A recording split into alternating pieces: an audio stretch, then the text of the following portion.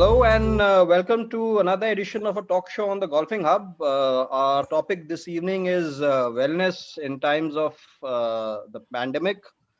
Uh, Very distinguished panel with me tonight. Ramji Srinivasan, the former strength and conditioning coach of the Indian cricket team, and he now runs his own fitness center in Chennai. Miss Aradhana Sharma, a sports nutritionist. She works with high or rather elite athletes, and Dr. Rachna Sharma, a cognitive scientist, to put it very simply, an expert in matters relating to the brain. So we'll get started. Let's the three of you. Let's start with your observations since March last year, when the pandemic kicked in, and the kind of issues and concerns that you faced from the athletes you work with. Maybe we'll start with you, Mr. Srinivasan. Oh, ladies first, I thought. Okay. Nevertheless, okay.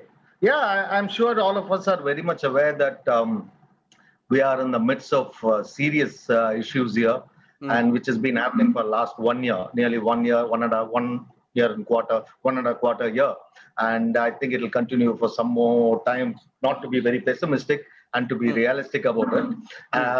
It's a huge loss for especially the elite athletes or any athletes, with those who are competing in national or international levels, especially Olympic athletes. I think they have seen a huge hit as far as preparing themselves physically and mentally, both ways, combining with good nutrition, which has taken a huge hit in every aspect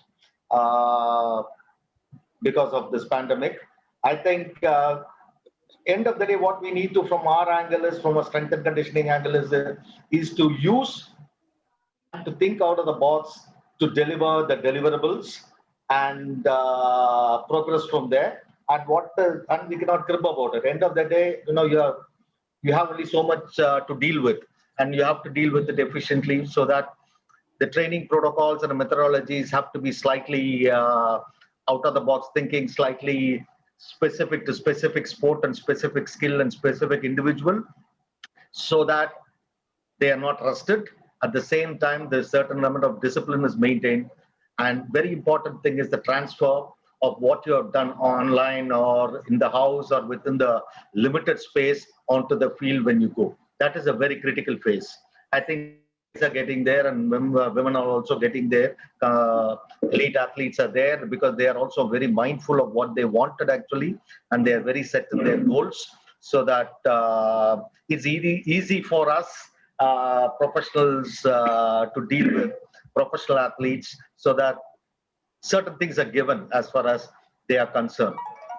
So I would also see light in the end of the tunnel, so that it makes you think on your feet from our angle, from strength and conditioning angle, so that you deliver at the end of the day. That is very important from my point of view. Right. Coming to you, Dr. Sharma, I think the biggest challenge that I think athletes face is that we still don't know whether the Olympics are going to happen, and there's a rising kind of there's a rise in the voices calling for the cancellation. So for people who've kind of worked towards a goal, maybe for the last 3-4 years or maybe even more, to be faced with this kind of situation where you know that you're staring at a blank wall, you don't know what's going to happen. So how do you kind of cope with these situations when you have achievers, all these athletes are achievers, when you kind of when they come up to you with these concerns, how do you kind of cope with these? Firstly, I would like to answer that yes, of course, the anxiety levels of these players have heightened, right? Because there is a future that they were looking at, there was a goal that they were looking at, and suddenly that kind of shifted, and it is just not there. So the anxiety levels has grown up. On the other side, there is a depression also that is gone, because now they don't know what to do about Exactly. it. So there is a rise in the anxiety and depression. Added to that, what I have seen is the case with the sleep issues. Hmm. Now, this is very surprising that came up because now they are at home. Of course, they have lots of time to sleep. Though the number of hours of sleeping has increased, but the quality of the sleep has reduced. Okay. So that was the surprise because they are just there on the bed, but then again, they're actually not having that quality sleep. So that was the major findings that we happened to get through the studies. Now, coming to the coping part of it, what I tell all the clients and everyone who's listening here is, as Ramji rightly said, thinking out of the box, using the resources that we have in our hands, right? So this is the time when it is there. I have asked them to train on their mental side. This is a beautiful time because you're not getting to go out and practice, but this is the time for you to do practice on your mental side, because there's so many techniques that you can do it on the mental side, right? Now, coming there, there's the other side of that, yes, we are at home, we are still getting impacted and affected with things happening around. How do we cope with that? Right? And that is what I talk about, that, try to connect, because our nervous system is getting panicky because we are evolving, or we are that evolved people who love to be connected. Now, having no connection is where all these anxiety and depression is coming up, right? So when that connectedness is missing is what all these issues are coming up. So what we are really emphasizing is that it is not, connect in a physical way, but connect probably what's available with you on the video calls. That's a beautiful gesture that you can do, where you can also tell yourself that, listen, we are still connected, right? You're exchanging that kind of information, that caretaking is happening there. The sense of settling and grounding will be taken care. That's very, very important, that when you know that there is a sense of security and that grounding is being taken care. So I would suggest that probably people can just go on and use these technologies to their advantage at the moment, right?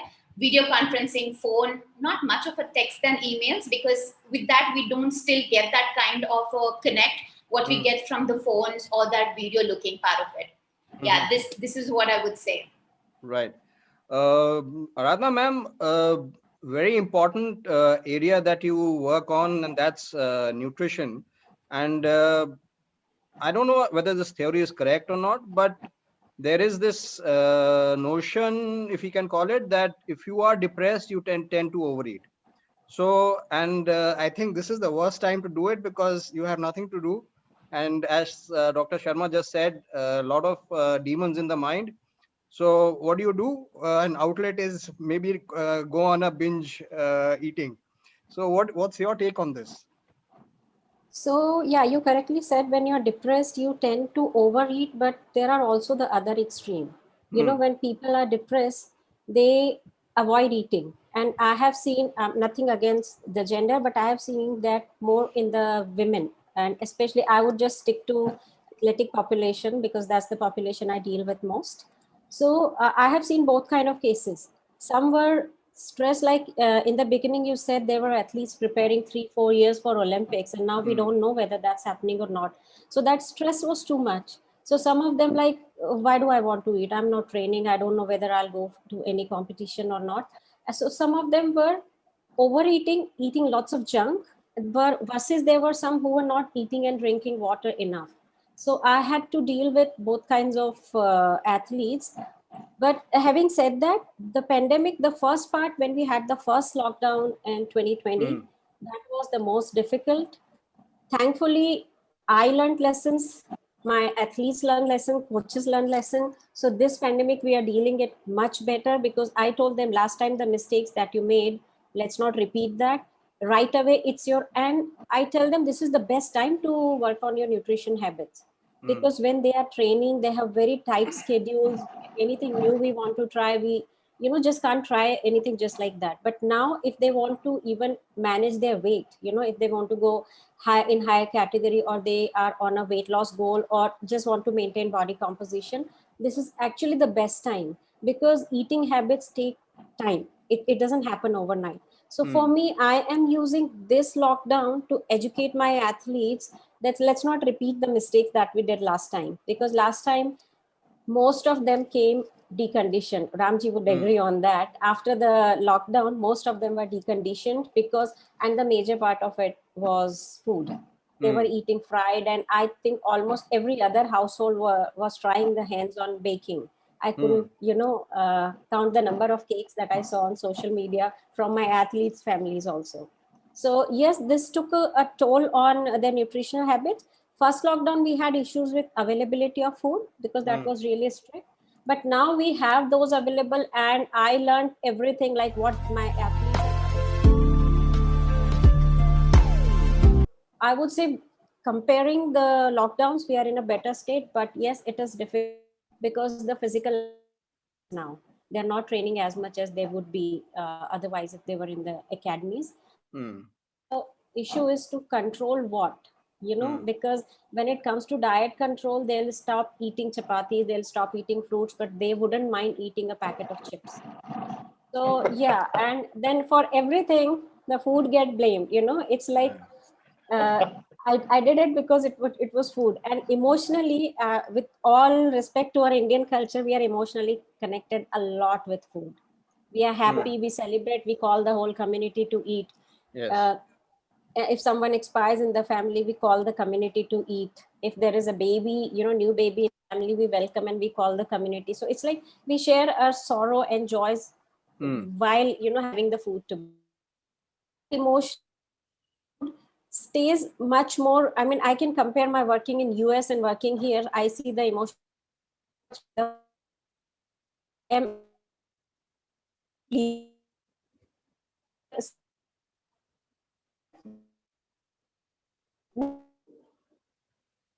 to food, but and we have mental conditioners now, so it's easier. I usually, those who just cannot handle this, I usually refer them to a sports psychologist or the mental conditioner.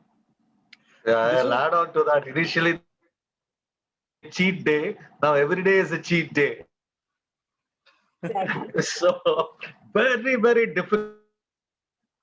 From physical aspect of it is not much. Trust me on this. Nutrition and psychology, the mental aspect of it. Physical aspect can take care of itself beyond a certain point. If you let these two loose, you're not going to be a winner, or you're not going to be anywhere close by. So physiology, physical aspect of training can be enhanced. Maybe maximum you lose, you may lose in a week or 10 days or so. At the same time, if you don't follow it in a diet regime, or you have any sort of issues, that can lead to serious complications on a performance-based domain. Right. So what I gather is that this time around, all three of you are better prepared to kind of pass on your knowledge to your clients. Am I correct? Yeah, That's right. That's true, definitely. Because we knew that the tsunami is coming. At least stack it up, store it up, and prepare yourself well. Maybe it may be a lockdown for a month or two. Unlike last time, as Aradhana was telling, and you were telling, we were shooting in the dark. Every day, week was a hopeful week. Next week we'll open. Next week it went on for nearly 4-5 months. So this time, we are better prepared and well ahead also, and told the athletes what they need to do preparing for Olympics or preparing for international competition or national competition. Yeah, right. Absolutely is. Spot on. So again, you had these spate of suicides across the various streams of society. So, and despite the best of counseling, a lot of people just they went away, they lost the plot. So again, the question to three of you: did you have anyone, any student or any client who, despite your best efforts, kind of just lost out? To be on a lighter note, train to put on to work on physicality, you have to be depressed when you're looking at the workout. First sort of depression starts there.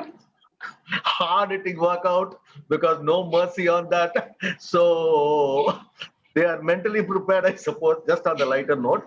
But Yeah. I haven't seen from my angle, I haven't seen anybody. I don't know anybody, but they are into serious mental complications. There were people, those who had, but of course, we are not experts, and that's what Rachna is there to take care of. She'll be able to throw more light into it rather than me, Ah, from my Probably, Dr. Sharma, I think you would have faced a lot of struggles trying to keep your clients motivated, especially last year, because I mean it was an unprecedented time. True, it was. However, thankfully, I haven't had at least my clients who have actually given up on themselves. Not last year, not this year. So that hasn't been there. Earlier to that, of course, in the career, we have seen people giving up on themselves, but not in the pandemic. I think, touchwood, we were quite aligned there. See, it's the space that we are in, it's so much kind of pulls us down that equivalent to as if you're at the tip of the cliff. Right? You just want to lose out. But just that when you start making them be aware that, you know what, it's just that a fraction foot that you can just go this side or that side. And when you ask them to just take courage and be there, it just changes everything. So yeah, there has nothing been on my side. Yeah. Yeah, this is what I kind of, I've heard and also believe that if there's a moment when you want to just give it all up, if you can get over that moment, I think the worst is over. Am I correct? True. Most of the people, they think that, oh, you know what, I just get these thoughts, but that is not intense. So how intense is it? It is difficult for that particular individual to gauge. So we can't just blindly say it's just that, once in a while I get this thought. What matters is the intensity of that. So if you are able to know and be aware how intense is that and start working on that intensity, then yes, of course, you are in control of yourself. Again, the question to the three of you is that last year, and I understand three of you stay in touch. So were you exchanging notes all the time? Because everybody was learning on the job basically. So were you exchanging notes all the time? Because all three of you, your areas of spheres of influence are kind of interconnected. So were you also exchanging notes? Okay, now this is how we can go about or maybe deal with a particular case? I would go with it. Yes, of course, we were in touch, Ramji and I. But I think all of us were kind of following our natural instinct because it is that moment where none of us knows what is in for each of us when we are dealing with our clients. So each of us was just going naturally, though even beforehand, if you would have used and processed cognitively what should be done and what should not be done. But I think with our clients, we kind of just always went with the flow. And then probably Ramji and I would just come back and say, we just laughed it out. You know what, we thought about it, but this is what it just turned out as. So it was quite natural for it. What about you, Aradhana ma'am? So I wasn't exchanging regular notes with Ramji, but with the other professionals that I work with in strength and conditioning and other sports science, we were, because there were few cases that one cannot handle alone, right? We were making our notes and the athlete is so frustrated. They want to not like give up on life, but they want to give up on sports. Like, I don't think I'm going to continue. So in that case, we all have to be on the same page. So that way, I was in touch with the senior coaches because they could understand them well while they are talking about their training. I was in touch with the sports psychologists who are working with them, and even the SNC specialists, because then if we all talk the same language in a positive manner, but not make it, and we were not telling many a times to the athlete that we are in, because otherwise they think we are just ganging up, So, but we were very subtly trying to tell them that this is going to be over. It was new for all of us. So we all learned.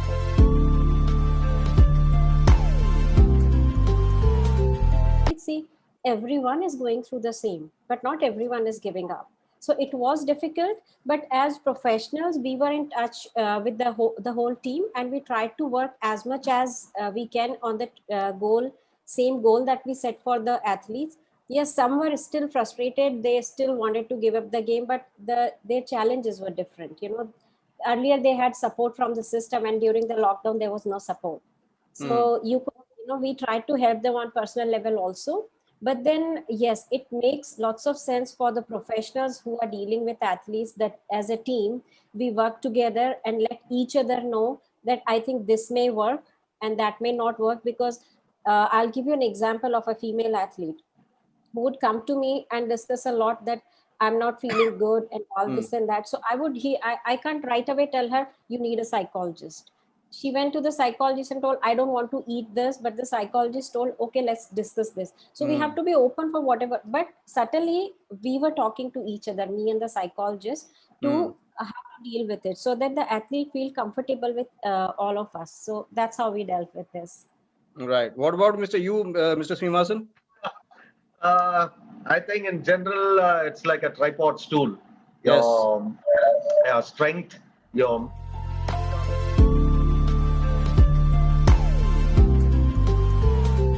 the psychologist, or Rachana and a couple of others, not a psychologist, a nutritionist, strength and conditioning physios, because we have to interact with the physios for any sort of niggles, etc. Because we have everything in our ecosystem. So it was easy for us to coordinate and get things done accordingly. So that because every individual case is different, because everybody needs, we are like depression. So everybody was dealt with in a very individualized base. So to be very honest, we never had any serious issues. Serious issues. They were a bit down because they cannot go out.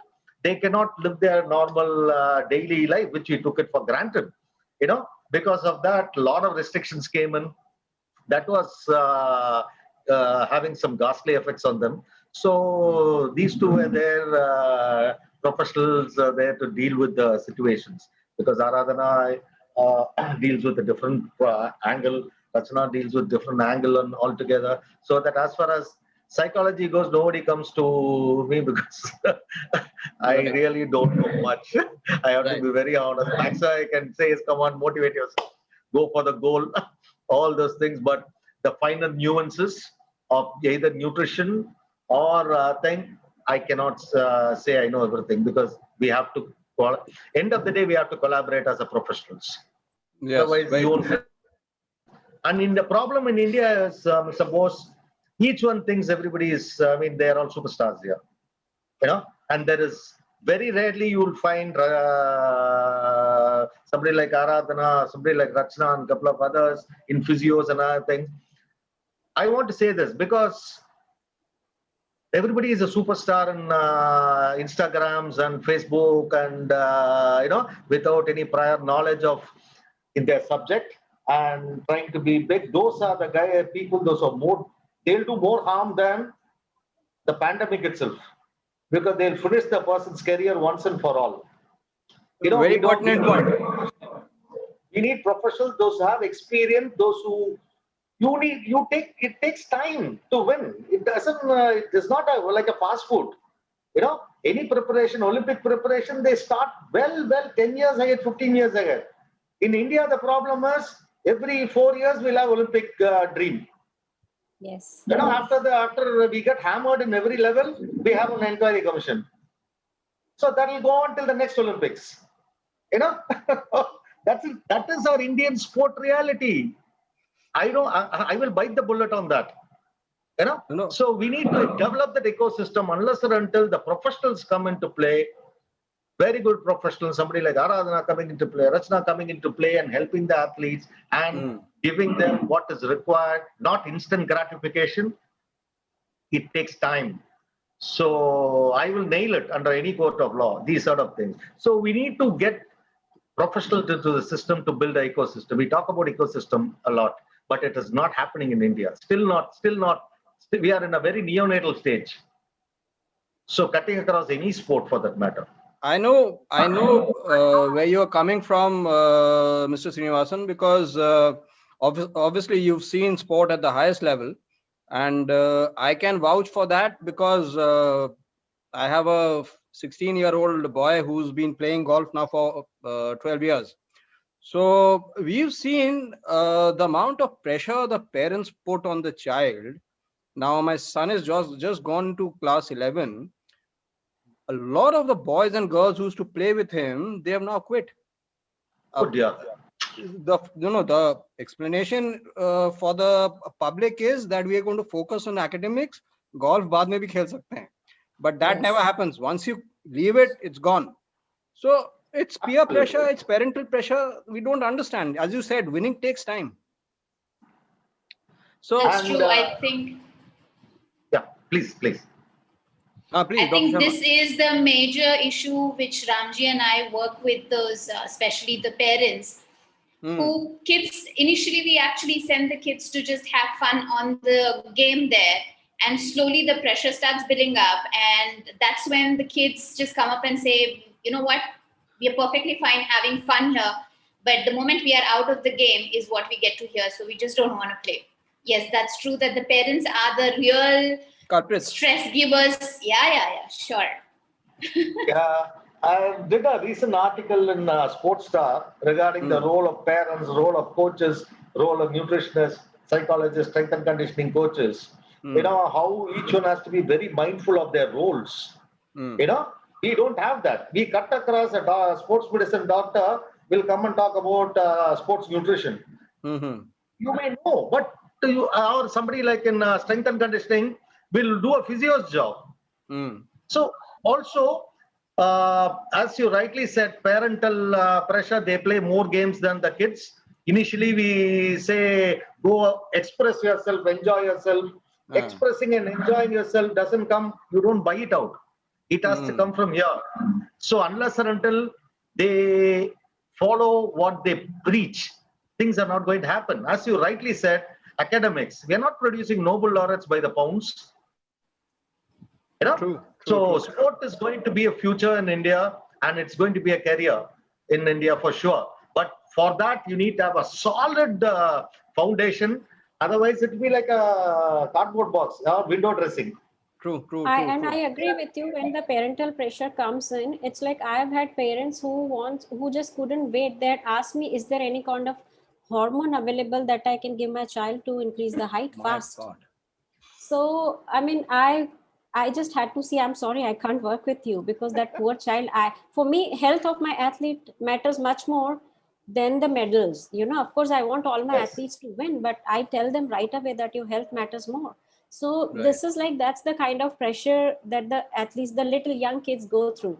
So we, as Ramji rightly said, that here everyone is expert, and one man wants to do the job of 5 people, and then the whole effort gets diluted. You can't do that. So they need to leave the work to the professional who can deal with it. And not only coaches, at times, we as a society need to understand that winning takes time. You know, we need to build the root strong first, and then only we can, you know, think of reaping the, we can harvest it later. Another Dr. point, Sharma, how old is your son? He's 7. Okay. And he's been playing for about 1.5 years now. Great. I would like to add a point to this is forming a team. One of the I'm sure you must have heard of Jurgen Klopp, a Liverpool coach. You know what he said? I cannot be expert in everything. He's a top and elite coach. He said, I hire experts to do various jobs. That is team building for winning. You know, for winning, it's not one-man show. In our country, coaches know everything. Point is, they don't want to lose the grip or the people, those who are under him, because of fear factor that he or she may leave him and look at elsewhere. If somebody is confident about their subject or knowledge, they would not do that. Secondly, a good coach will embrace other professionals into the system for overall development of the child. A real honest coach will do that. And doing the honest job to the parents, to the kids, and to the professionals, and to the system. All 4 are not there in India. Right. I agree with you. We are running out of time. Quickly, question to all 3 of you. How did you kind of de-stress yourself when you had, you know, cases coming to you by the dozens of people needing help? All 3 of you, one by one. We all just have 5 minutes. So I'll start. For Yeah, yeah. de-stress, initially we all did not have any kind of schedule when we started with the pandemic, right? So first thing I was like, just get right on the time. So first thing was discipline on sleep and the time to wake up, because that circadian rhythm, once that goes out of, it's really difficult to get it back. So that was eating on time, sleeping on time, and then later we thought, okay, we need to put some workout in. And then of course for your mental health, there has to be some kind of so I tell all my clients also that find some support system, find few people that you can reach out to, pick up the phone, do a video call, whatever it takes, because that is really important for your mental health. You can't keep things in yourself, and talking it out helps a lot. So that's what I did. I connected with my siblings and I connected with few professionals. I would just tell them that I'm going to bug you, but I need to talk to someone. Right. So disciplining ourselves with the time, that was the first thing we did. I did for my family as well. And then finding a support system. Right. Dr. Sharma? I think there was not much of a change. In fact, to be lighter note, yes, I really liked the lockdown because I didn't have to see people, though I work with people. So my discipline and time and everything was the same. I super loved it. And yes, of course, adding to Aradhana, that time was still the same. I was sticking to my schedule in spite of I not going to the clinic, but I was still kind of logging in. So the timetable was there, discipline was there. And of course, I added a little more spending time with the family, because that's important when you do not have any support system, and having kids and even the partners who are there to emotionally and mentally let them know that we are around. That's important. Right. And of course, maintaining that kind of a space where there is work and where there is a personal space. So that's important. When you kind of segregate, your mind understand when to switch off and when to switch on. Right. That's what it is. Mr. Srinivasan, quickly. Nothing much. Chilled out. We did a lot of online sessions, and because everything was systemized, so nothing to worry. Just listen to music, read books. That's why I was chilling out basically, and reading a lot of materials. Going through a lot of journals and other things, so that helped me learn a little bit more than what I know a little bit. So yeah, it's a good. I think it's a blessing in disguise to rediscover yourself, what your likes and dislikes, and do something which you didn't have time during your normal sessions. So yeah, it's a learning curve. Learned in every aspect of it, and met phenomenal people like Aradhana. Of course, Rachna, I know her, and meeting you, it's all, and